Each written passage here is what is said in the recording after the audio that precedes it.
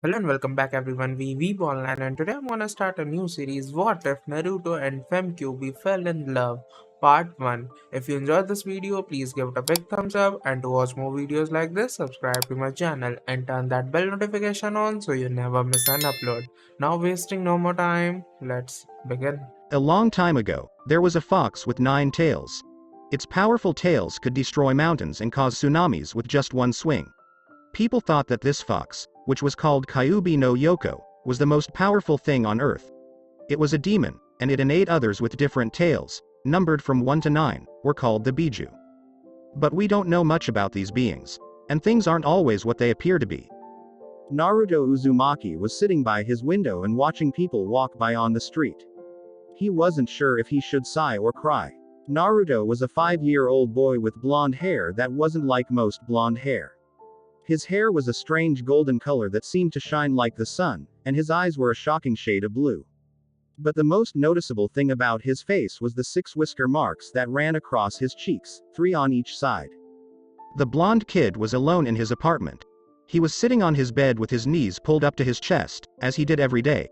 Which was basically him asking why he was alone, why no one liked him, and why everyone in the village looked at him with a hatred so strong that even demons would flinch in fear. He had never been able to figure it out, and he had learned a long time ago that trying to did nothing but give him a headache. Or make him even sadder, depending on which happens first. He looked out the window of his apartment and saw people walking down the street. Adults were walking with their kids in their arms and holding hands with their partners. Children were playing tag or something else while running through the street. Naruto often wished he could do these things, have someone carry and hold him, play games with the other kids, and be loved. He knew it was just a dream, though, because he knew what would happen if he went outside.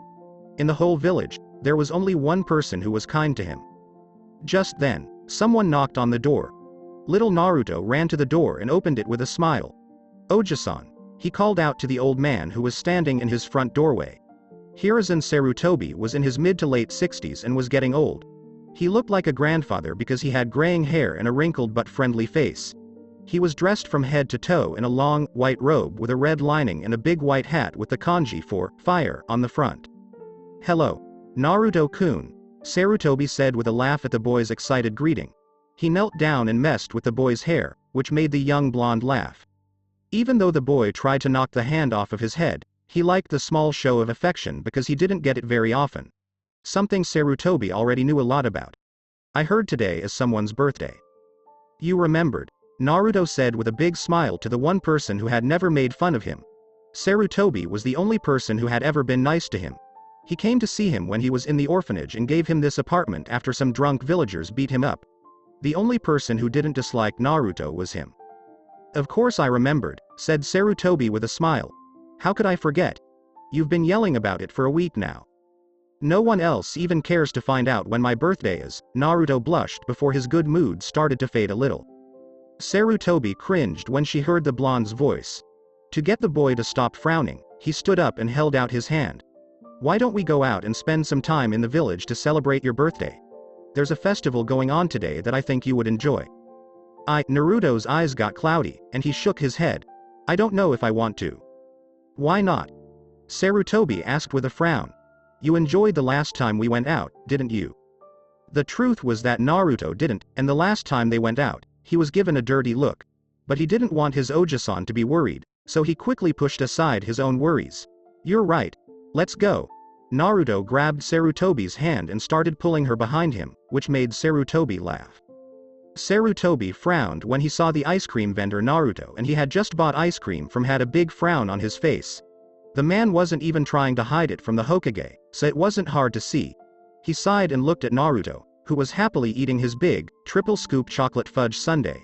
At least, the boy thought, he was too busy to notice the man's stare.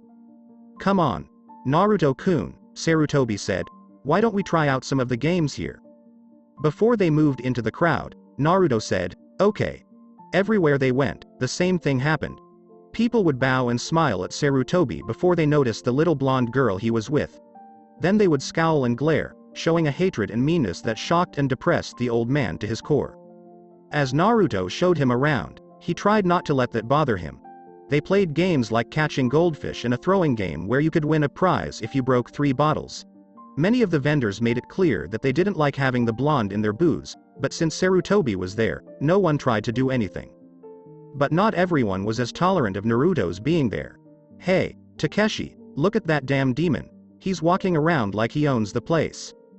I know what you mean, and it makes me sick that our Hokage gives him so much attention and special treatment.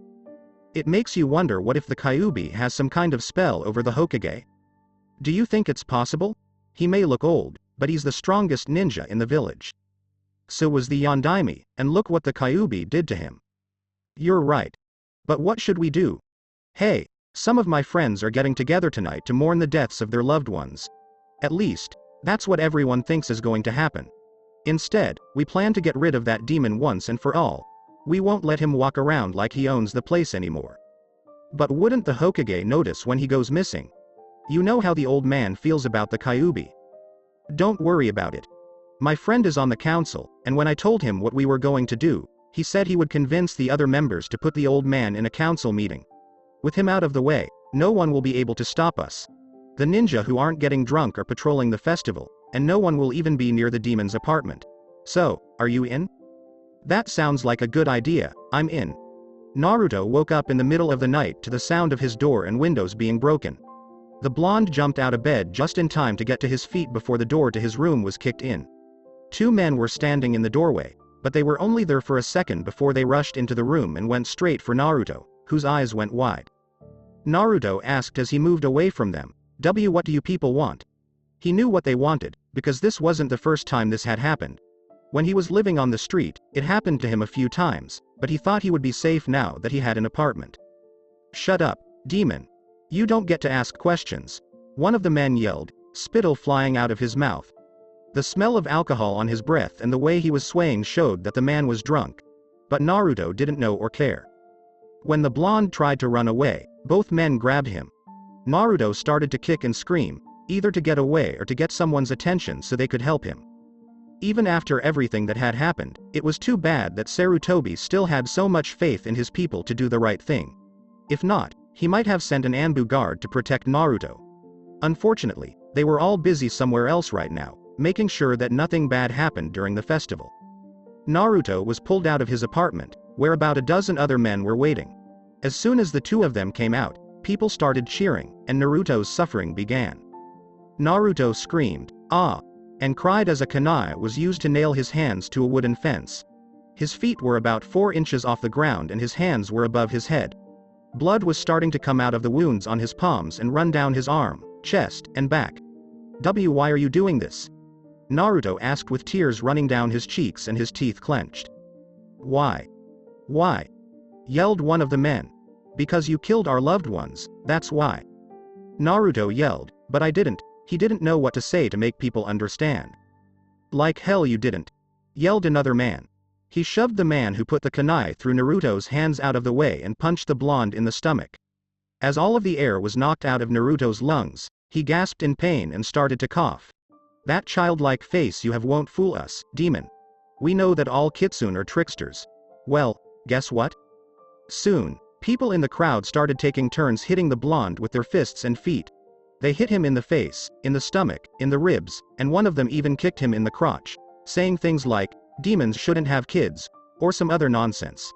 Naruto could only scream or gasp the whole time, depending on how and where he was hit. Then they got their weapons out. The first thing they used to make the sound, was a broken bottle. The person from the village who used it to stab him did so on his left bicep, which caused blood to start pouring down onto his head. Another one came up, and this one had a kunai that he had gotten some way.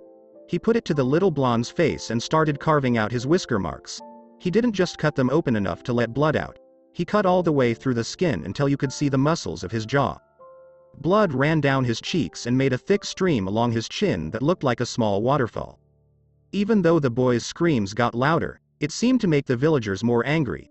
They gave him a lot of horrible wounds, and there were a lot of them. One man took Naruto's toenails off one by one with a pair of pliers.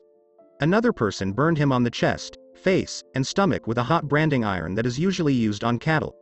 By the time the man was done, the blonde with whiskers had multiple third-degree burns. Naruto gasped, please no more. I'll be good. I'll do whatever you want. Just please. The dozen-strong crowd yelled, "You can't give us what we want. You can't give back all the people you've killed." As they kept torturing Naruto, one of them hit his kneecaps with a mallet. Someone else did the same thing to his feet. But the most painful attack was the last one.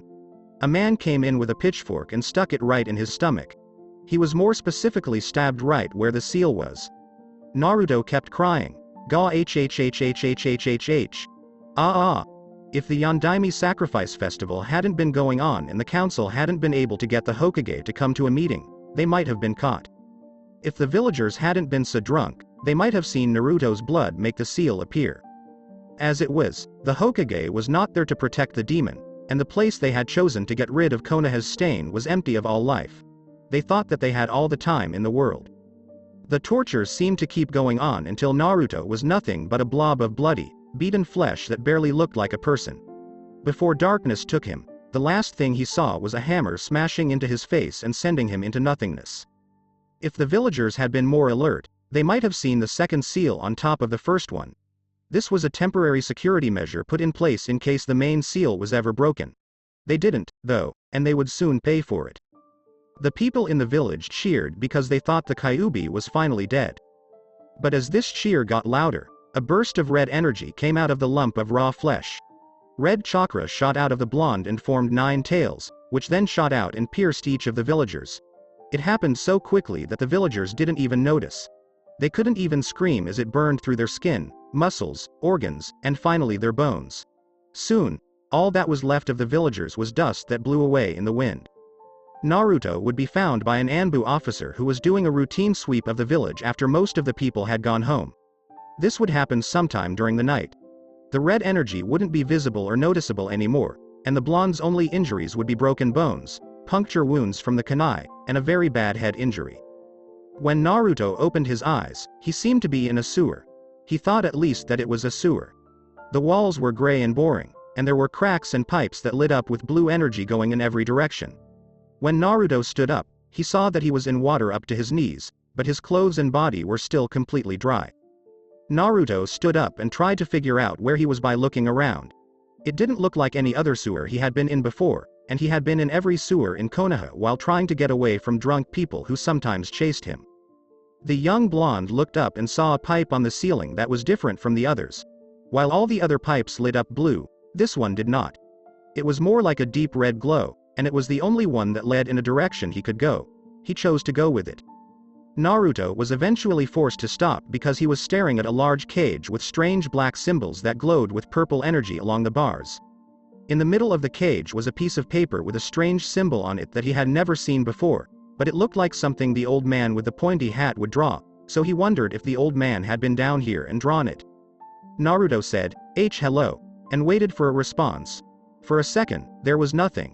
Then Naruto heard it. It was a sound he was used to hearing because he had made it so many times. There were tears. Naruto easily moved between the bars as he moved toward the source of the sound.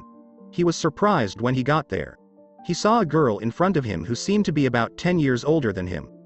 Long red hair that reached down to her mid-back and bangs that framed a beautiful, aristocratic face with high cheekbones, a luscious red lip, and a small nose. Her eyes were closed, so he couldn't see the color, but she had long lashes that added to her beauty. She was wearing a red kimono that covered her beautiful body. She had long, toned legs, wide hips, and a small, firm, shapely rear that went well with her 5 feet 8 inches height. Her hips tapered into a thin waist, and then her bust fit her just as well as the rest of her body. Overall, the woman was too beautiful to be human, but the little blonde didn't know what beauty was. 9 fox tails were lying loosely at her side, and 2 fox ears were flattened against her head. She was curled up in the fetal position and crying at the moment. Naruto didn't know what to do for a moment. He had learned a long time ago that he couldn't trust anyone but the old man with the funny hat. She could be trying to trick him into coming closer, but he also wanted to comfort the strange, pretty girl. He had cried before, so he knew she must be hurting, and he couldn't stand to see other people cry. He crept up to her side and kneeled down. Her eyes were closed, so she didn't seem to notice him yet. "Anyo, are you okay, miss?" he asked in a small, shy voice. When the girl's eyes suddenly opened, Naruto saw that they were blood red and had a black line down the middle. They were some of the strangest eyes he had ever seen, and he had seen everything from blind people with white pupils to creepy red eyes with strange dots. Even though these eyes were red too, they didn't scare him as much as the others. When the young woman looked up and saw a pair of bright blue eyes, she gasped and almost fell backwards. If she had been standing up, she would have. She hadn't expected to meet her container so soon, or ever, if she was being honest with herself. She didn't even expect to wake up, since the seal that held her in place and drained her power had kept her asleep. If the seal that was draining her power hadn't broken, she might never have woken up. She had only had a vague idea of what was going on around her for the past 5 years. She knew she was sealed and had a general idea of time, but that was about it. Then, just 10 seconds ago, she woke up and was hit with a bunch of images. She saw through the boy's eyes pictures of him being tortured by people who thought he was her and had killed other people. The pictures showed angry eyes and painful screams. The young blonde had been tortured so much that his mind was forced to go so deep into his subconscious that it could reach this place. The fact that the only reason he was there was because of her made her cry even more. The beautiful redhead grabbed Naruto and pulled him close to her, burying her face in his hair. She didn't know she had this instinct, but she did. When the young woman hugged Naruto, his eyes grew big and his whole body became stiff as a board. He had never been hugged before, except for a small one from the old man once in a while. He was also not used to being so close to people, except when they were beating him. When the young woman spoke, he was about to start to struggle. "I'm sorry," she said, and even though her voice was cracking, it was still a beautiful alto pitch. She went on, "I'm so sorry. This is all my fault." Naruto's body started to relax as soon as he heard her voice. The sound was soothing and comforting in ways he hadn't felt before. He made a frown as he tried to figure out what was happening. He couldn't think of anything else to say, so he just asked the girl he was now hugging, "Anyo, why are you apologizing to me?" "Those people are hurting you because of me," the young woman told him in response to his question. "Because I was sealed inside of you, they think that hurting or killing you will hurt or kill me. This is all my fault." She began to shake as her tears got harder to stop. But she was surprised when 2 small arms wrapped around her waist. Naruto had no idea what was going on, but this girl was sorry to him for something that other people were doing. That was just not right. "You don't need to apologize," Naruto told her as he turned his head to look at her. "You've never hurt me or been mean to me, so I don't know why you're sorry for what other people have done." The red-haired girl looked at the boy in shock. If she had been better prepared, she wouldn't have been caught off guard and had to attack Konoha. She wouldn't have been sealed in this boy, and he wouldn't have lost his family. All she deserved was for this boy to hate her and for the villagers to beat him up because of her. But this little boy, who was only 5 years old, told her she didn't need to apologize. She tightened her grip as she put her head on his shoulder and whispered, "Thank you," over and over to the confused little boy. After a while, Naruto decided it would probably be best if he knew what was going on. "No, if you don't mind me asking, miss. Where exactly are we, and who are you?" The woman blinked and said, "I'm sorry, Kit, I forgot you'd have questions for me. Right now, we're in your mind." She made a wide motion with her hand to show that she was talking about everything around her. "This place is called your mindscape. Think of it as a place inside you that you can go to when you want to or are in trouble." Naruto only got half of what she said. He knew this place was a safe place for him to go, but he didn't know what she meant by his mind. Could people enter their thoughts? Even though he didn't know what she meant, he nodded because he thought he would figure it out eventually. "My name is Akane, but you might know me better by my title, Kyubi no Yoko," the young woman said. Naruto thought for a moment. The old man had told him about the Kyubi, but he wasn't sure about it at the time. He blinked as he thought about the information. "I thought the Kyubi was an evil demon that the Yondaime killed. There's no way you can be a demon." Kyubi said, "I am Kit, but I am not evil. I was tricked into attacking your village."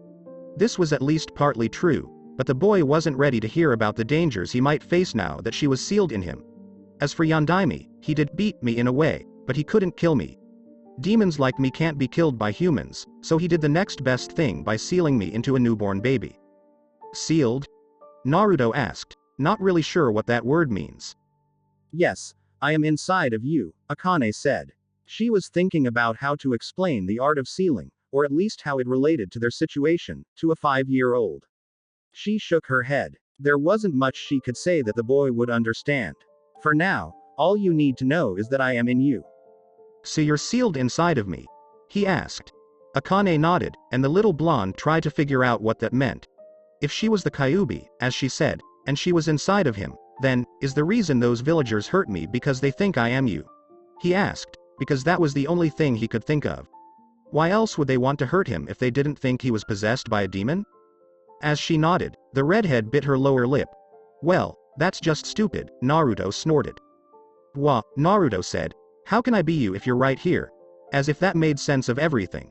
And it did, in a very simple way. He added, besides, you don't act bad, as an afterthought. After all, if she were the Kyubi and the Kyubi was supposed to be bad, he didn't think she would be crying and apologizing, because bad people don't do those things. Akane's eyes filled with tears, but she wiped them away and buried her face back into Naruto's hair, holding on to him like a lifeline. This time, Naruto didn't fight back. He was getting used to the hug, and he couldn't help but enjoy how warm she made him feel. They stayed like that for a while, until Akane woke up. Say Kit, she said to get Naruto's attention. Do you have any dreams you want to fulfill? Naruto looked at her with a cute tilt of his head to the side. If Akane wasn't already pretty close to the boy, she would have cuddled up to him after seeing how cute he looked. Of course I have a dream. I'm going to be the best Hokage ever, he said with a sly grin. Akane looked at the young boy for a moment. When he said that, the boy seemed so sure of himself and full of energy. She smiled at him like there was a fire burning in those blue eyes of his. What would help you the most? Naruto looked at her with his eyes as big as saucers and asked, you would help me? Akane said, of course, I'll help you become Hokage. I'll teach you everything I know about being a ninja, and I'll even take it a step further and make you a Hanyu. Hand what? Naruto's face scrunched up in confusion. Akane laughed and said, don't worry, Hanyu. I'll let you become a half-demon to help you get stronger. Naruto thought about her offer for a moment. She was telling him that he would become half-demon. Was a half-demon like Akane. So, he thought that if she was a demon, he would be half of what she was. In reality, the offer interested him more than it scared him. People in the village already thought he was a demon, so becoming a real one wouldn't change anything, or so he thought. He asked, Anyo, will I become like you? Akane shook her head and said, not quite. I'm a full demon, while you'll be half demon and half human. I'll give you all 9 of my tails, since I can easily regain my power if I ever get out of this seal. In any case, you'll get all 9 of my tails, which will mix with your human chakra to make a weaker version of Yuki. Naruto wasn't sure what she meant by tails of power, and he didn't know what a chakra was, so he put it in the learn later part of his mind. Okay, Naruto said, I need your help to become the best Hokage of all time. Very well, Kit. Your training will start soon, but first you need to wake up, Akane said, laughing at how determined he looked again. Naruto opened his eyes as he woke up in the hospital bed that had been set aside for him. Are you alright, Naruto-kun? Naruto blinked and turned his head to look at the old man in the funny hat. I'm fine, Oja-san. Did you save me? Naruto asked. I did, the old Hokage said. He didn't want to worry the blonde by telling him that one of his Anbu had found him unconscious. I'm sorry I wasn't there sooner, but I had to be at a council meeting.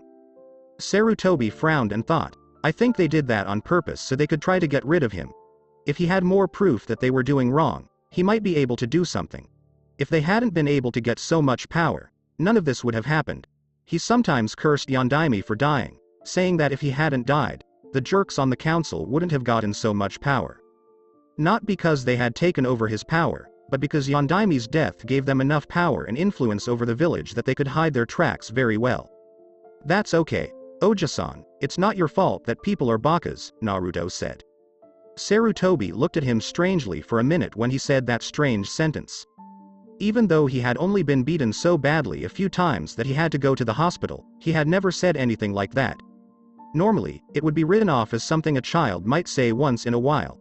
But Sarutobi wasn't called the professor for nothing. Could he know about the Kyubi? That's crazy. Sarutobi shook his head. There was no way a child could know that. He was likely just worried for no reason. Watch out, Kit, you can't tell him you know about me. Naruto opened his eyes wide in surprise when he heard Akane's voice in his mind. When he didn't see anyone else but the old man after a moment of looking around, he thought, Akane-chan. Akane got a little red when she heard the sweet ending. No one had ever called her that before. She had never told anyone her real name before, so that might have had something to do with it. She quickly shook the thought away and said, yes, it's me, Kit. Don't tell the Hokage about me right now, because it wouldn't do any good. Naruto didn't understand, but he agreed. The old man seemed to be in his own world, so Naruto looked up at him. Hey Oji-san? Naruto asked. Sarutobi woke up from his daze and said, Yes, Naruto-kun? Am I free to go? Sarutobi blinked and then laughed. No matter what, Naruto hated hospitals and always wanted to leave as soon as possible. Of course, all your wounds have healed, so you can go. Naruto stood up with a smile and put on the clothes that had been set out for him before he left. Sarutobi closed his eyes as he watched the boy leave and said, I'm so sorry, Naruto, I couldn't protect you more. It's time to wake up. Kit, come on Kit. Naruto sighed as he heard the voice in his head. It was comforting and sounded familiar to him. But all he wanted to do was sleep right now. Naruto complained, 5 more minutes, burying his head under his pillow as if doing so would prevent him from hearing the voice. Akane was unsure whether to laugh at how ridiculous that idea was, exclaim, kawaii, because it was so adorable, or become enraged and start shouting because Naruto was not paying attention to her. She chose an odd combination of the first two. She smiled at how cute the kid was and laughed at the idea that a pillow would muffle her voice. Come on, get up Naruto-kun, she called. She was inside of him, so it was a terrible idea. When her calls to Naruto weren't answered, Akane became irate and yelled, Get your ass out of bed Naruto. Naruto-kun, you need to get up, we have a long day ahead of us, she said. Gah. Naruto yelled as he leapt out of bed, or at least attempted to do so before becoming entangled in his sheets, falling from the bed, and hitting his head on the floor. He sat up and rubbed the back of his head as he murmured, Ow. He blinked, then squinted his eyes and asked, I wonder who woke me up? Akane chuckled to himself, that would be me. Naruto rubbed his eyes groggily, so it wasn't a dream? It wasn't, she said. Oh. Again, Akane laughed. Kit, hurry up and eat breakfast because your training starts right now. Naruto screamed, jumping up in glee, training. Unfortunately, he was still caught in his bedsheets and fell to the ground once more. He then started to wriggle along the floor in an effort to free himself. As Akane saw the boy fumble with his finest sheets, he let out a loud, ha ha ha ha, laugh. As soon as he was released, Naruto complained, It's not funny. You'll need energy for your training, so get up and get some breakfast, I said. Naruto hurried from his room into the living room, kitchen of his apartment at the mention of the lesson, forgetting all thoughts of his earlier mishap. He had obtained this residence from Oji-san a year prior, following his eviction and the old Hokage's discovery of him curled up in an alley with a piece of paper used as a blanket. In a word, the apartment was terrible. The red words, Die Demon, were painted on the outside walls close to the entrance. All of the furniture was worn out and beaten, the floors creaked, and the windows were cracked. The location had not always been this way. In fact, when the Hokage had given it to him, it had only recently been built. However, following numerous raids and break-ins, the furniture and walls were destroyed, forcing Naruto to look in dumpsters for items like microwaves. Not that the young blonde was bothered by this any longer. In fact, just yesterday, before the mob surrounded him, he had been sobbing about how people kept destroying everything he had. The fact that today was a new day and that someone had committed to helping him made everything else seem insignificant in contrast. To access the top shelves where he concealed his food behind his rotten goods, Naruto approached the pantry, grabbed a stool, and opened it. He hid some of the other food he could buy that was actually edible behind it because he had learned a long time ago that people would raid his food if they found anything. He had grabbed a lot of the foul-smelling food because it was some of the only things he could afford due to all the additional money he had to pay, or taxes as the grocers called them. To reveal his supply of food, he pushed the cabbages and other items that were almost a year old to the side. The stock in question was made up of ramen, and more ramen in a variety of flavors, though miso appeared to be the most prevalent one. Akane made the decision to ask Naruto while he was cooking his ramen in the microwave. He filled the cup with water and set the timer for 3 minutes. She gasped, Is that all you have? She had only read through a portion of his life since she had woken up during his beating the day before because she didn't want to invade his privacy any more than necessary in order to learn more about his life. Since he was being beaten, it didn't seem as important for her to inquire about things like whether he was getting enough nutrition. Naruto started to happily slurp his ramen and asked, Yeah, why? Akane merely replied, Oh, no reason, just curious, in an effort to better understand the circumstance. Why do you have spoiled, expired food in your pantry, Naruto-kun? When Naruto finished his ramen, he shrugged, because it was the only thing the stores would sell me. He then glanced over at the pantry again and considered getting another bowl but restrained himself. He had a limited budget and was unable to purchase more. Something about taxes being the reason demons like me are allowed to live here. Those haughty, filthy primates. As Akane started to pace inside her cell, she lost her host's thoughts in a fit of mental rage. How could they harm an innocent child like this? They refer to me as a demon. Even though she shared some of the blame for this, she was determined to atone for her error. However, more importantly than the young blonde would ever realize, Naruto didn't seem to harbor any ill will toward her. She shook her head as she devised a strategy. She would first begin training him, then she would try to procure him a wholesome meal. She instructed her container, "When you're done eating, I want you to go outside into the forest." Although he had no issue with the request, he loved the forest and the solitude it provided. Naruto asked, "Why?" He merely wanted to know. She didn't mean to sound so stern, but there was no point in skirting the issue when she needed to get her point across.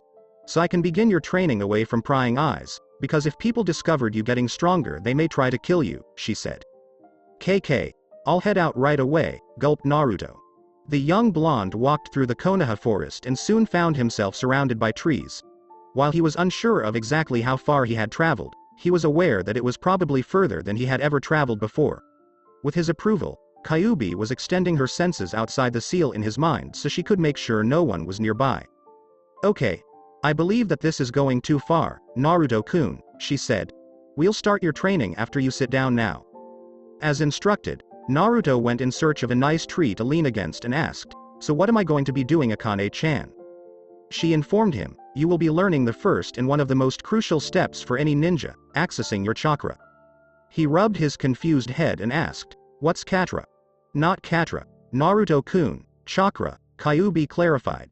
Chakra, is a mixture of the physical energy, Shintai energy, that is present in every cell of the body and the spiritual energy, Seishin energy, which is gained from practice and experience.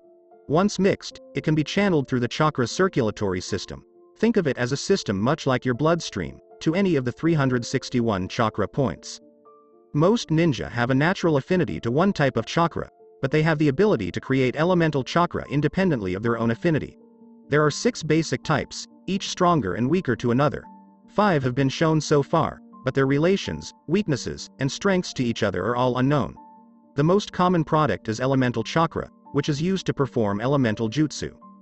When Akane finished explaining chakra to Naruto, he scratched the back of his head.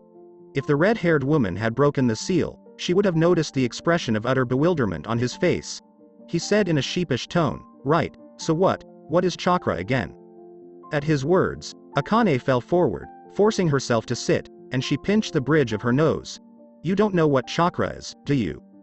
Naruto replied with a "No," speaking in his head in a melancholy whisper. "I'm sorry, I didn't mean to disappoint you," I said. Akane quickly set out to correct his thoughts after realizing what was happening and that he was worried she wouldn't keep training him. "You probably haven't even started the academy yet, huh?" "Oh no, don't worry about it. I forgot that you're a little young to understand something that complex," I said. "Oji-san says I can't begin until I'm 6, which is next year," Naruto said, shaking his head. Akane sighed, wondering how to best explain chakra to a 5-year-old. "Right, so it's not your fault you can't understand that," she said. She asked as an idea came to her, "Naruto-kun, what's your favorite food?" His enthusiastic shout of ramen rang throughout his mental landscape. "Right, I should have figured that," Akane said with a chuckle. Given that it appeared to be the only thing he consumed, this wasn't surprising. "Okay, think of chakra as ramen. Chakra is an energy that people use to perform feats of superhuman strength." "MMA Ramina," Akane gently reprimanded, "Focus Kit," eliciting an embarrassed chuckle from the blonde. "Your ramen is now made of 2 ingredients, the broth and the noodles." Naruto cut short Akane's explanation by asking, "What about the toppings?" She said, attempting to keep his attention on her lecture, "The topics come later. Now don't interrupt me anymore. The noodles would be your physical energy, while the broth is your spiritual energy. By combining the two, you get ramen, in the same way that combining your physical and spiritual energy gets chakra." Naruto exclaimed, "And by doing that, I can do all those cool things I saw ninjas doing. like really high jumps and wall walking. I need to teach you how to access your chakra first, but it can do much more than that, Naruto-kun, Akane chuckled, but we'll get more into what you can do later.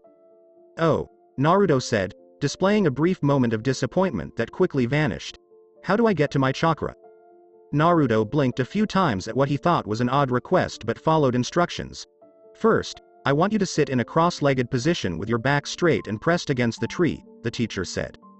As she continued, her voice took on a hypnotic quality that made it impossible for Naruto to do anything other than what she instructed. Now, close your eyes and bring your hands together, she said. Then, while taking deep, slow breaths and visualizing a small ball of warmth in the pit of your stomach, make a cross with your middle and ring fingers. When you feel it, let me know and describe what you're feeling. With his eyes closed and his hands in the shape of a cross in front of him, Naruto followed instructions as he sat there. He made an effort to visualize and physically experience the warm ball in his stomach. Naruto sighed in disappointment after trying for several hours without success. I can't feel anything. Because of the dejected tone in his voice, Akane winced and tried to reassure him, saying, "Don't worry about it, Naruto-kun. It takes time for people to learn how to access their chakra. Just be patient and you'll get there." Although Akane couldn't see Naruto's face, she could almost feel the smile in his words as he said, "Thanks Akane-chan," and it warmed her heart in a way she had never felt before. "Thank you very much."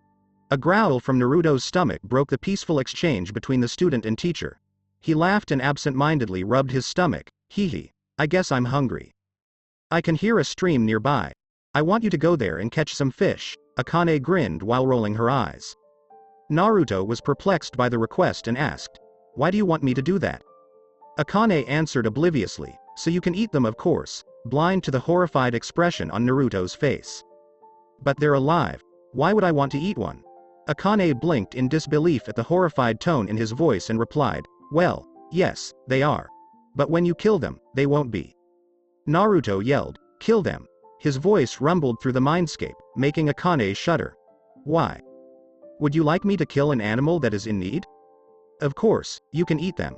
I love animals, so I don't want to eat some helpless one. That's just cruel."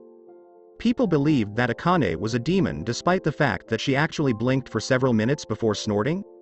It wouldn't do for her to get upset at his peculiar morals, especially since he probably didn't understand, so she said, "Naruto-kun," as gently as she could. "You are simply acting in accordance with how nature intended things to be because this is how the world operates and it is natural. For example, insects eat plants and grass before being eaten by lizards, fish, and larger animals." The blonde asked, "So it's not bad?" It was overstated. Naruto's consumption of animals would not have any impact on the natural community. No, it's not at all bad. In fact, without other animals eating the smaller ones, the balance of the world become upset. However, it was preferable to tell a small lie so he would eat something healthy as opposed to returning home to get some ramen. "Well, I suppose if it's natural, then it's okay. Yes, that's fine." As he attempted to catch one of the many fish swimming in the stream he was standing in, Naruto yelled, "Arg! You stupid fish!" He had so far had no luck because the fish would just swim away from his hands as if they understood what he was doing. He yelled, "Come here, you little one," as he attempted to catch another fish. Splash. Only to fall into the water after slipping on a particularly slick rock and startling the nearby fish. Angered, Naruto yelled, "Arg! Why can't I catch any?" Akane watched the boy futilely try to catch anything, simultaneously amused and frustrated. She called out, "Naruto-kun," as the blonde got to his feet again and complained a little about his wet clothes. "You should close your eyes." "Why?" "Just do it," she advised. Naruto said, "Okay," and then shut his eyes. She modulated her voice once more into the hypnotic quality it had when she had been assisting him in trying to access his chakra, saying, "I want you to stay absolutely still. I want you to feel the water's current, including its direction and speed, and then I want you to try to feel the fish as they swim against it." Naruto followed instructions and remained motionless as he felt the water moving in the direction he was facing. It was, for the most part, small areas where the water appeared to be moving against him were perceptible. Akane explained to the boy what those tinny movements were. "Those are the fish. On the count of 3, swipe your hand across the water just in front of the direction that fish is moving. I want you to focus on the one that is swimming just to your left, feel its movements. Ready, 1, 2, 3. Splash." In time to see the fish he had been concentrating on hit his hand and fly out of the water and onto the land to his left, Naruto opened his eyes as he felt his hand strike something. Naruto yelled, "Yada! I did it," with elation. "Very well done, Naruto-kun," Akane said, "3 more of those and I think we'll be good." After 3 additional splashes, Naruto was carrying 4 fish while using his shirt as a crude net. Following Akane's instructions, he moved some distance away and gathered 12 medium-sized rocks, arranged them in a circle, and then added some dry leaves and twigs to the center. Okay. Now insert your finger into the leaf's center. When Naruto followed instructions, a strange, warm sensation moved up his arm and into his finger. The twigs and leaves suddenly caught fire in a spark. "What the hell?" he exclaimed as he jumped back in surprise. "Relax, Kit," Kyubi said with a slight chuckle. "I've just lit a fire for you." Naruto asked, his voice retaining an air of awe. "You did that?" Kyubi answered with a decidedly smug tone, but Naruto didn't even notice. "Will I be able to learn to do that?" "Maybe, it depends on your affinity for certain elements." "Elephant what?" "When you get older, you'll learn about elemental affinity." Oh, Naruto was tempted to ask Akane to teach him about elements at this point, but he restrained himself out of respect for the first person to engage him in conversation. Akane instructed, "Now take those bigger sticks I made you get and stick the fish on them so they can cook. We'll work on re-accessing your chakra after you finish eating." "Okay," Naruto responded. He was a little hesitant about cooking something that had once been alive, but he didn't want to argue, so he followed the instructions. Naruto eventually dragged himself back into his room after a long day. He had attempted to open his chakra for several more hours without success. That made him feel depressed, but Akane reassured him that it would probably be about a month before he could access this power, which would let him do awesome things. Knowing she wasn't disappointed in him helped him feel a little better. He climbed onto the bed, dove under the covers, and buried his head in the pillow. Who knew that simply sitting around and trying to find your inner energy could be so draining? Before he could fall asleep, he had the thought, "Hey, Akane-chan. Yes. How do I return to the location where you are?" Akane asked with a bewildered look on her face. "Why do you want to know?"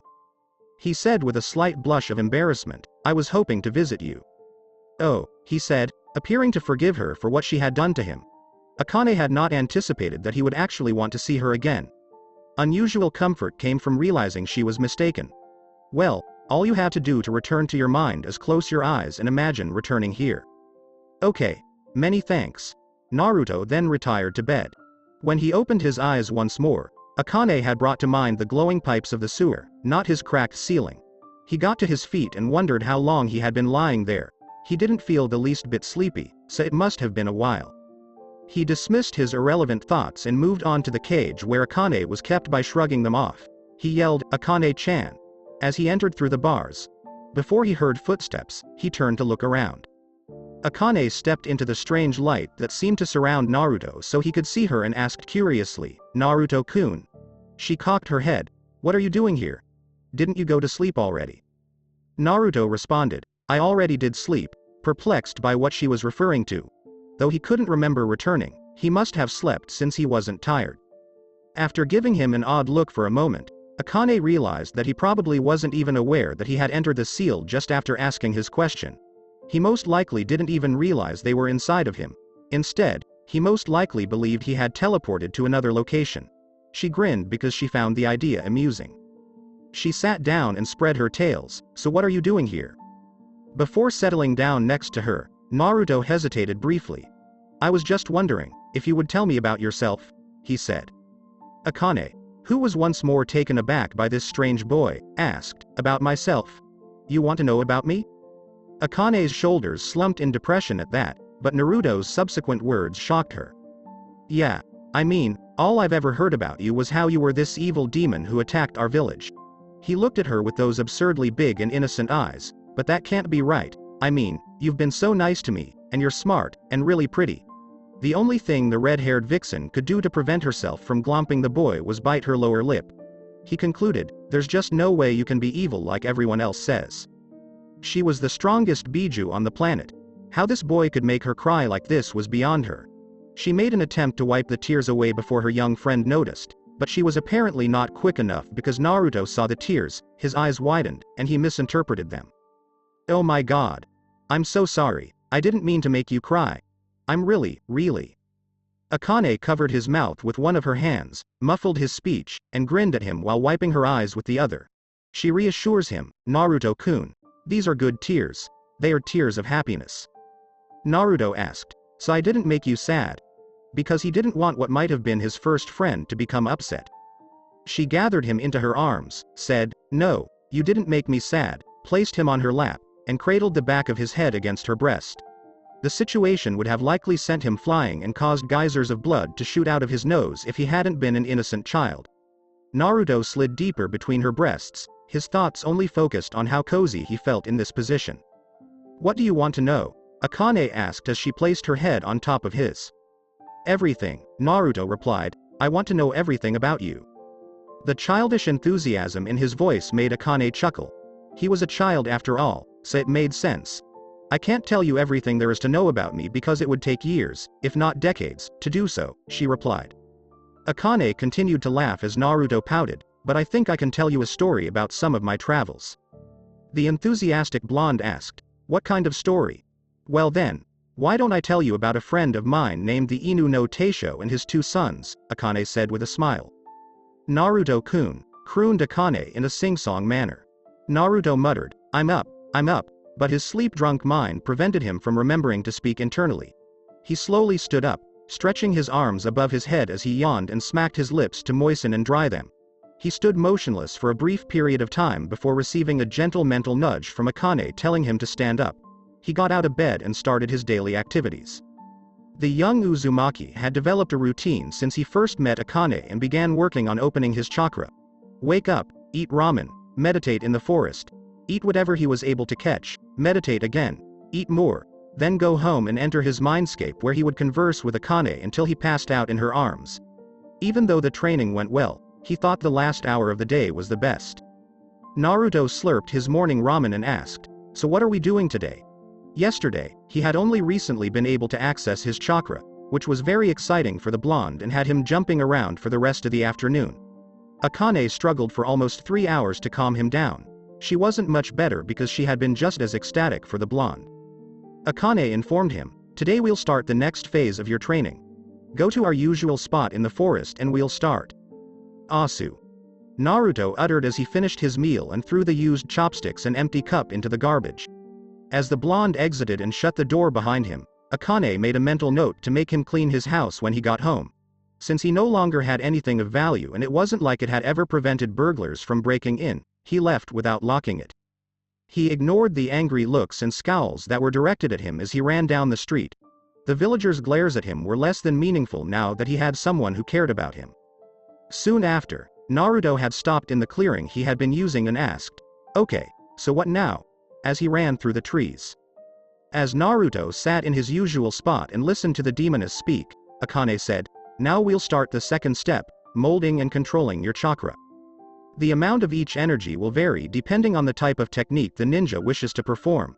Therefore, a ninja could create too much or too little chakra for a given jutsu, resulting in the chakra being used ineffectively.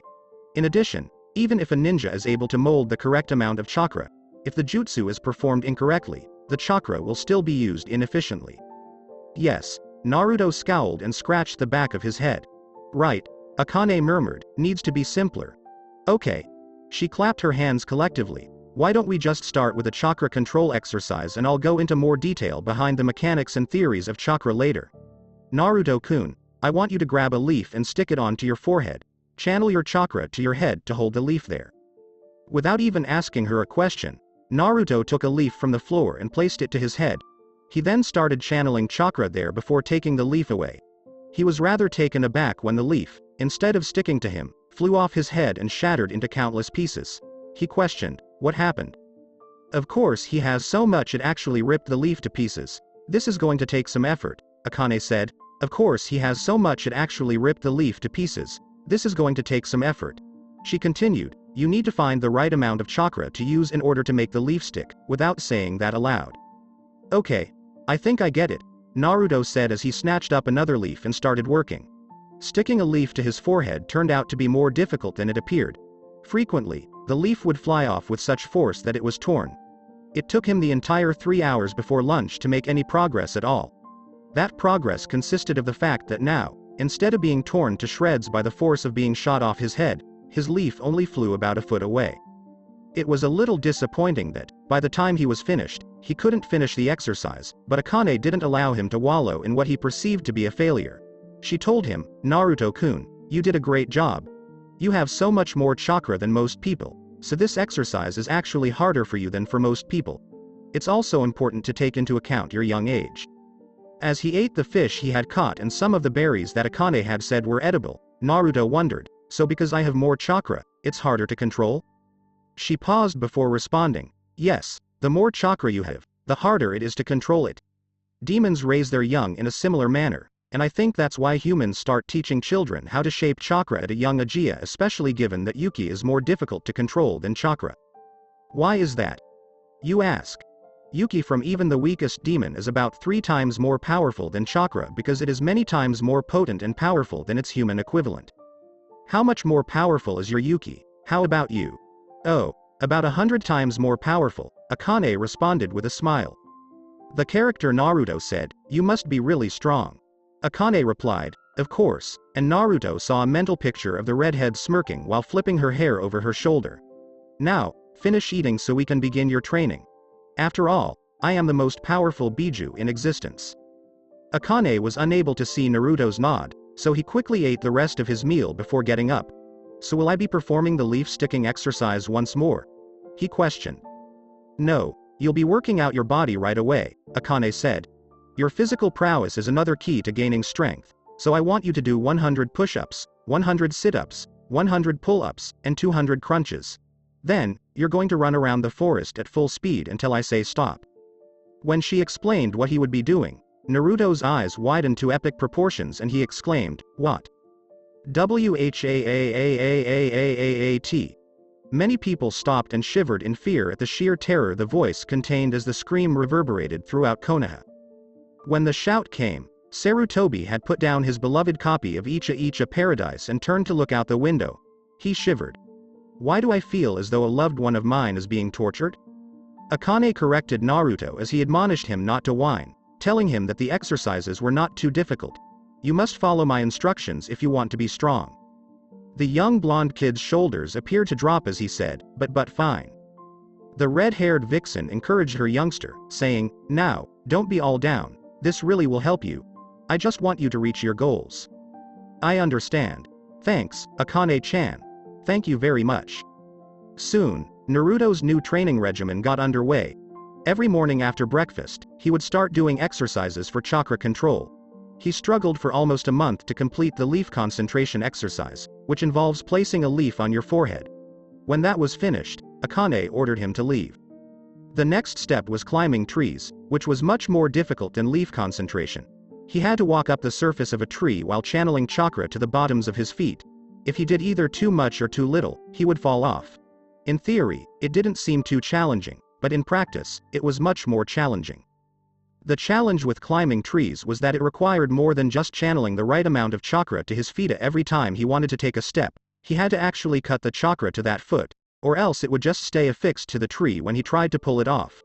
This meant that in order to move up or down the tree, Naruto had to time not only how much chakra to channel, but also when to expel it from his feet. He would channel his chakra and try to walk up slowly after lying on his back and pressing his feet against the side of a tree, as instructed by Akane. She would do her best to coach him, encouraging him and giving him advice like to clear your mind and focus only on the feel of his chakra and climbing up the tree. This exercise had taken him a month to complete, just like his other exercise. He was now making an attempt to walk on water. This was absurd if he had thought climbing trees was difficult. The user had to walk across the water's surface while emitting a steady stream of chakra from the bottoms of their feet in order to complete this exercise. The amount of chakra that was required to be emitted changed constantly, making this technique far more challenging to master than the tree climbing exercise. As a result, he had to constantly check the amount of chakra he was exuding. Splash. Wahh. Akane laughed at the predicament of her containers as Kit fell in for the 6th time that day and urged him to keep trying. Naruto shivered as a wind brushed across his cold, wet skin as he climbed out of the water and said, "Brr, I hate this so much." He shivered and stood there for almost a minute before deciding to try again. The young blonde started channeling chakra to the bottom of his feet, placing his left foot on the water he leaned on. His foot dipped a little, but he quickly expelled more chakra to make up for it. Okay, let's do this again. When he was ready, he put his other foot in the water and tried his best to prevent falling while his feet kept dipping in and out of the moving, liquid surface. He started to take 1 step, 2 steps, 3 steps, and so on when he was ready. Hey, I think I'm getting the hang of this, Naruto grinned. Splash. Wah.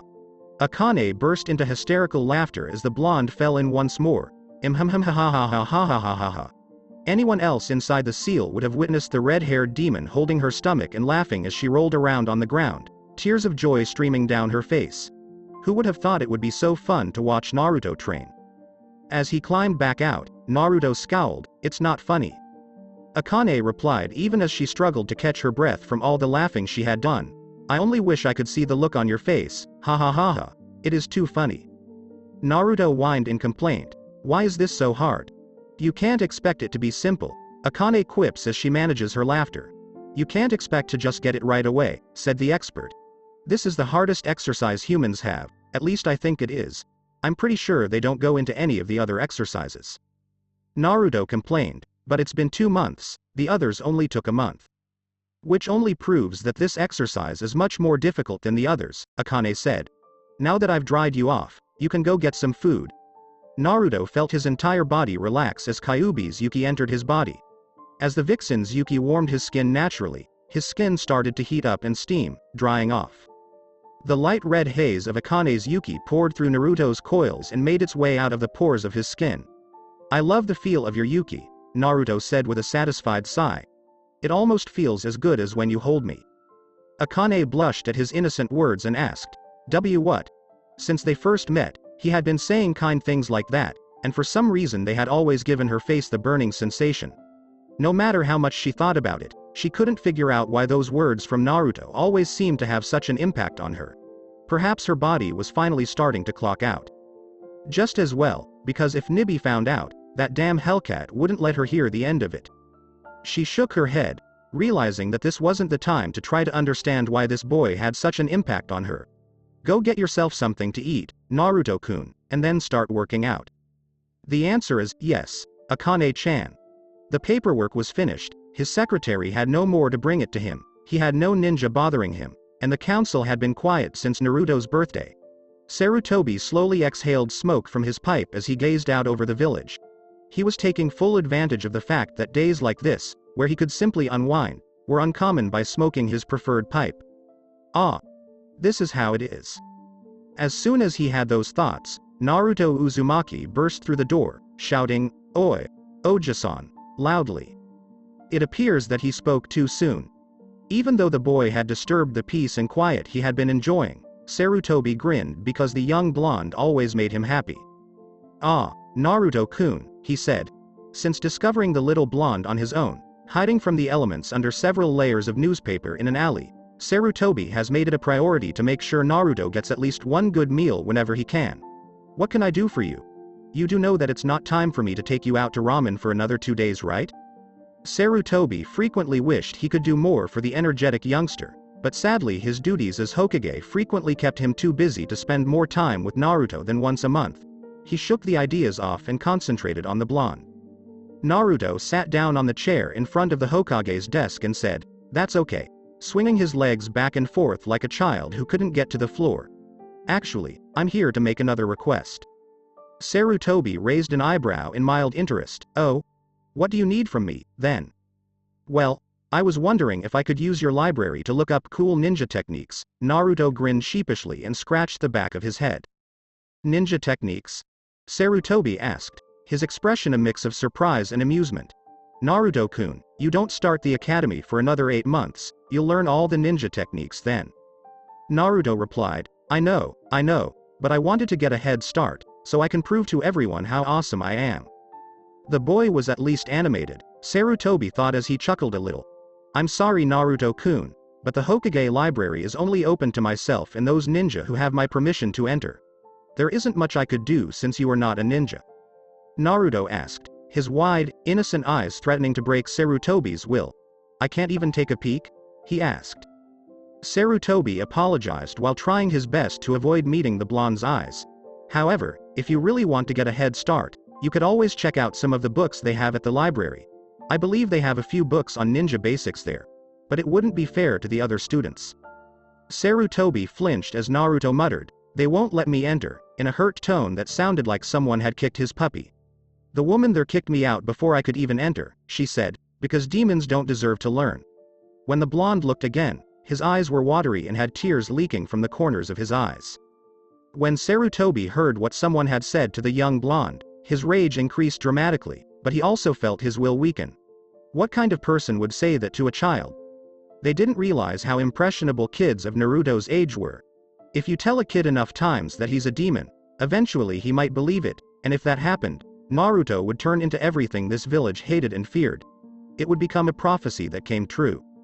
Sarutobi hesitantly sighed, "I suppose it would be okay if I let you take a look." The way he said talk made it clear that he would be doing anything but talking, "At least until I have a talk with the librarian," he said. He got out of his chair and circled the table, reaching out his hand to Naruto, who took it right away.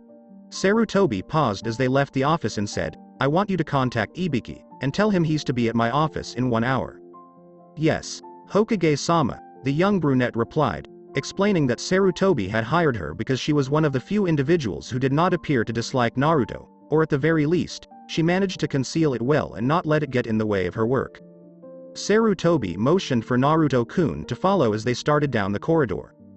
Akane remarked, "Kit, that was some very nice acting back there," assuring him of his ability to produce tears as needed. "You even briefly fooled me," I said.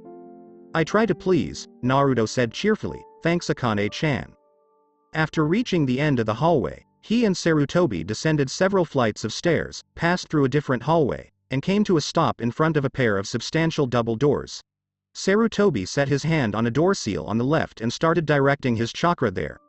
Before the door opened, there was a soft click and a brief period of light blue glow. Naruto was led by Saruto into the room and through the door. When compared to a public library, the Hokage library was quite small. That was so because the public library had sections for almost everything, whereas the Hokage library only had ninja techniques. It had 2 floors, nearly 24 rows of shelves stacked with books and scrolls, numerous chairs, and a reading table, so it was still quite big. Sarutobi began, "Now Naruto," in a serious tone. "Weasel will make sure that you do not read any of the scrolls or books in the other sections. There are a few conditions to me letting you stay here. First, you can only read from the basic shinobi section, section 1. Naruto cocked his head in wonder, "Who's Weasel?" Behind Naruto, someone said, "That would be me." Naruto whirled around and found himself staring into someone dressed in the traditional Anbu garb, which included black and gray armor, metal gloves and arm guards, spiked ninja sandals for travel through mountainous terrain, 3 ninja pouches on his back waist, and a distinctive spiral tattoo on his left shoulder. "Gah!" he exclaimed. He was wearing a weasel-like porcelain mask and had a standard black ninja tattoo on his back. The masked ninja, who was undoubtedly Weasel, apologized, saying, "I'm sorry. I didn't mean to startle you." He sounded amused, though it was difficult to tell because the mask muffled his voice and it was a little monotonous. "Just don't do it again," Naruto huffed and crossed his arms while glaring angrily at the Anbu wearing a weasel mask. "Now then, Weasel will make sure that you only read what I allow you. Also, be careful not to damage any of the scrolls you handle, as most of these are originals and therefore delicate. I'm putting a lot of trust in you Naruto-kun, don't let me down." Sarutobi chuckled and fluffed Naruto's hair. Naruto smiled and gave a thumbs up, unknowingly striking the nice guy pose, saying, "Don't you worry about a thing, Oja-san." A man with a bowl cut, thick eyebrows, and the most hideous green spandex anyone had ever seen yelled, "Yosh! My youth detector has gone off." As he enthusiastically pumped his fist in the air, everyone around him jumped in surprise. "Whoever this youthful person is has inspired me. I must fan my own flames of youth by challenging my hip, eternal rival Kakashi." After saying that, the man left nothing behind but a cloud of dust that was shaped like him. The people who were watching him shivered in terror as they heard a shout of, "You Outh!" in the distance. Kakashi Hatake shuddered as he looked over at a memorial built in one of Konoha's many training grounds to remember those who lost their lives in battle. "Why do I feel such a strong urge to murder blondes with spiky hair?" Sarutobi scowled as he observed Naruto's posture and wished Maida Guy would never have access to the impressionable youngster. The horrors that would result from such a meeting were unfathomable. He tried to shake images of a Naruto wearing green spandex with a bowl-shaped haircut and large eyebrows out of his head, saying, "Then I will leave you to it. In the meantime, I am going to go speak with a subordinate of mine and have him talk to the librarian you were telling me about." Naruto yelled excitedly, "Okay. I'll just get started on learning awesome ninja powers. The next time you see me I'll be ready to take that hat." How much could a young child like Naruto really learn in the few days it would take him to organize the library? Sarutobi said with a chuckle, "I'm sure you will." Weasel returned his nod by walking away. "Even with the limitations, we should be able to learn more about ninja techniques than we can at the academy," Akane sighed. "Not quite what I had hoped for, but at least he gave you access to the library." "Naruto-kun, get a book on the fundamentals of shinobi." "Asu." Naruto shouted and rushed to the location Sarutobi had indicated, where he immediately started looking through the titles of the books and scrolls there. Naruto only realized they had a new issue at that point. "Akane-chan, huh? Yes. Can't." Naruto's voice was too faint for Akane to hear, like a whisper across the mental landscape. "What is it, Naruto-kun?" she inquired. He muttered, feeling embarrassed, "I can't read." "What? I am not a reader." But didn't she stopped herself from speaking any further and nearly kicked herself. Of course that hateful bitch of a matron that had kicked him out of the orphanage hadn't taught him how to read. Why she even thought that he might be able to despite this was beyond her. She knew that everyone hated Naruto enough that they would do all in their power to block him from learning. Knowledge is power after all, and they wouldn't want that demon to gain any of that. The urge to rip out the mother's throat nearly overcame Kyubi as she felt a growl escape her throat, but she forced the feeling to the back of her mind because she needed to assist Naruto at this moment. She softly addressed the boy, who had started to sob at his inability, "Naruto-kun," and said, "I want you to allow me to take control of your body. I can memorize all of the scrolls here and manifest them in the mindscape, then I'll teach you to read. Okay?" Naruto sniffed and said, "MK," before wiping his eyes. The seal that held her was stronger than any she had ever seen, held together by the powers of the Shinigami, the avatar of death himself. Even with Naruto's permission, this would be a tad difficult without alerting the Anbu to any change in Naruto's chakra. "Don't mention it." Akane smiled before she exerted her will through the seal. Naruto, whose head was bowed down, lifted it up to reveal red eyes with black slits. She slowly sopped her chakra through the seal and established hold of Naruto's own chakra, exerting more will over it to bring it under her control. Akane picked up the first scroll she came across and started reading it. Because of who she was able to read much more quickly than a human could, and because she had eidetic memory, she never forgot what she had read. After reading the first book as quickly as she could, she moved on to the next. There were a few jutsu she got, but they were fairly weak and wouldn't be as useful as what she had hoped to find. The kid was definitely interesting, but what he hoped to accomplish by looking through a bunch of books without reading their contents was beyond him. Over by the door, Weasel watched as Naruto ran through the books faster than an Akamichi ate food with an amused chuckle. Later that night, inside the seal, Akane had pulled Naruto to her and placed her hands on his lap while securing her hands around his waist. "Okay, Naruto-kun." Akane held out her hands and materialized a book. This one was not a ninja book, but a simple book with the human alphabet and some words and sentences on it. It was a book that held a compendium of knowledge that Akane had on the human language, and it would be what she used to teach the young blonde how to read with. It has a limited sound library and a pitch accent system that is significant lexically. It stands out for its intricate honorific system, which uses verb tenses and specific vocabulary to denote the relative status of the speaker, the listener, and other people brought up in conversation. Japanese vowels are pure. When Akane saw Naruto's expression indicating he had no idea what she was talking about, she changed her course. "Why don't we begin by going through the alphabet?" Teaching Naruto to read wasn't all that difficult. He could already talk, so it was easier than teaching someone who was younger than him. Overall, it only took 2 weeks inside the seal for the young blonde to be able to read fluently. After that, Akane instructed Naruto to include learning one of the jutsu she had discovered in the Hokage library with his regular routine. Occasionally, it would only take a day to learn a jutsu, and other times it would take a month, but he managed to master them all. Every one but one. "Arg! I don't understand it," yelled Naruto as he stared at his half-dead copy. He had no trouble learning other jutsu, so why was this one technique so difficult for him to master? You dunderhead Bunshin. Work, you scumbag.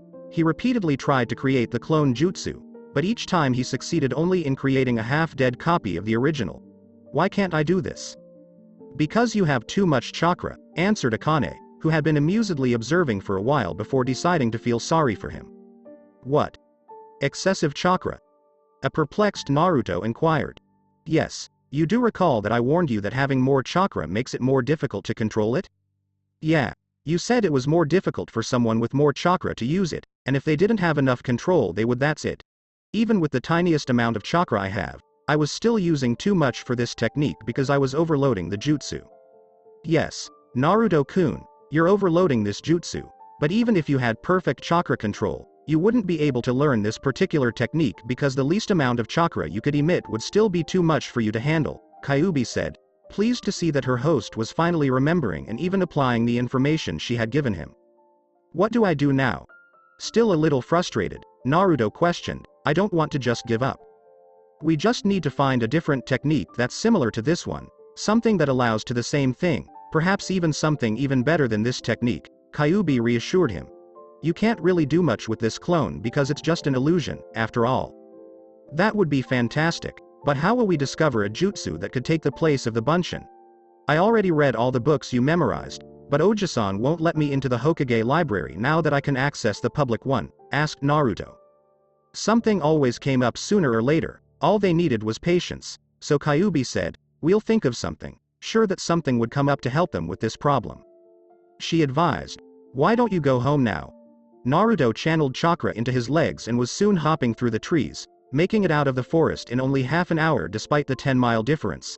I suppose that would be for the best, he said. Naruto was walking through the now vacant streets of Konoha when Kyubi yelled, Naruto-kun, someone is following you. As of yet, Naruto had been able to outrun and hide from any and all mobs that may have formed recently, since no one would expect him to know tree climbing, and he was confident he could outrun whoever was following him. However, he didn't really want to run. He had been doing that all his short life and he was sick of it. Naruto stopped and stiffened, prepared to run if someone was trying to kill again. Whoever is stalking me is advised to come forward before I kick off my foot in their behind, Naruto yelled. Naruto-kun, did you really just say something that's stupid? Akane exclaimed as she perspired. Naruto stood no chance against a ninja at this point. The kid may be getting better, but whoever this person was using chakra, she could feel it, and that meant he was a ninja. She caught Naruto's attention, but he paid more attention to the man who had just jumped down from the building. He was wearing a black shirt with a high collar that partially covered his lower half of his face, a large red fan on the back, and black pants with a weapons pouch strapped to his back. He had dark gray eyes, black hair that hung near his cheeks to frame his face and kept the rest of it in a ponytail at the back. The fact that this man had jumped from the roof indicated to Naruto that he was a shinobi, which caused the blonde to become tense. The whiskered blonde was now cursing himself for being so foolish. He had only recently begun his training and was only 5 to 6 years old. He had no chance in hell of defeating a trained ninja. He may have benefited from hearing Akane after all. What the hell do you want and who the hell are you? Asking cockily while getting ready to flee in case things got uncomfortable, Naruto said. The young, blonde boy, who was 5 years old, blinked as he recognized the voice. I mean you no harm Naruto-san, the man said. Weasel-san? Naruto questioned hesitantly. Weasel gave the blonde a small smile, which seemed odd given that his voice had a tendency to be monotone. However, my real name is Itachi, so you may call me that when I am not on duty, he added. Before shrugging, Naruto attempted to say the name, Itachi. So, what precisely do you want with me, Itachi-san? You're following me, why? Itachi explained. I guess I got curious and followed you. Again, I apologize for startling you. I was just heading home after a mission when I saw you coming out of the forest. He could literally sense the pheromones on people and Akane had taught him to recognize them and what they meant. After his last beating he could tell when people wanted to harm him, in large part because she had pumped her Yuki into his eyes and nose, giving him increased vision that allowed him to see in the dark and making his nose nearly 10 times stronger than an Inuzuka's. If so, is there anything I can do to assist you? Asked Naruto, who was happier now that he knew the man didn't mean him any harm. I was just about to head back to my own house when I saw you and decided to make sure you got home safely, Itachi said, shaking his head. After briefly blinking, Naruto sighed and said, "Well, okay, thanks I guess." Itachi said, "You're welcome, Naruto-san." Itachi watched as the young child of the two people he had respected the most in this world walked off, a thoughtful frown on his face, before he started his walk back to his apartment. Itachi wasn't hiding or anything, but the fact that the blonde had good enough senses to find him was still impressive. And the whole conversation had been interesting because of how the young blonde had reacted when Naruto had actually sensed him, despite the fact that he was one of the few Anbu whose stealth skills were good enough that only the best Inuzuka trackers or a Hyuga could find him. It was impressive that a young child, and the hero of Konoha, had developed such strong self-preservation skills, but it was also disheartening because it demonstrated how strong the young boy could become, if he could receive the proper training. Naruto tensed his muscles, a sign that he had been prepared to act if Itachi had shown any sign of attacking. The fact that he can access his chakra at such a young age suggests that he may already be receiving training from somewhere, Itachi thought as he was consciously channeling chakra into his legs. Itachi would have to keep a closer eye on Naruto. Perhaps he could find a way to assist him after all, he owed the boy's parents something. As Naruto finished his post-workout stretches, Akane commanded him to enter the seal. "Naruto-kun, come into the seal, I want to speak with you for a moment." Not that Naruto would ever complain about being close to the one person who had helped him more than the Hokage, he said, shrugging off the strange request since she could speak to him without him entering the mindscape. He closed his eyes, took a seat beneath one of the trees, and visualized and willed himself into the mindscape. Opening his eyes once more, Naruto discovered himself just outside the cage holding Akane. He gave it a frowning glance before slipping through the bars and approaching the redhead's seat. "Akane-chan," he greeted as he sat down next to her. "We need to talk about your persona now that you will be starting the academy in a few months." Akane grinned at him and said, "Naruto-kun." "My what?" What was she talking about? Naruto blinked in confusion. She remarked, "Your persona, how you behave in public, I've been thinking about it for a while. We need to conceal your abilities to ensure that the Konoha population does not perceive you as a threat." "How should I behave, then?" Okay, that actually makes sense." Naruto reflected on what the red-haired demon was telling him. Since he had no real talent for deceit, he questioned. "Well, I was thinking of the best way to make you seem harmless and avenge a few of the villagers at the same time," Akane said with a smile. I will continue the story in next part. Till then, we weeb offline.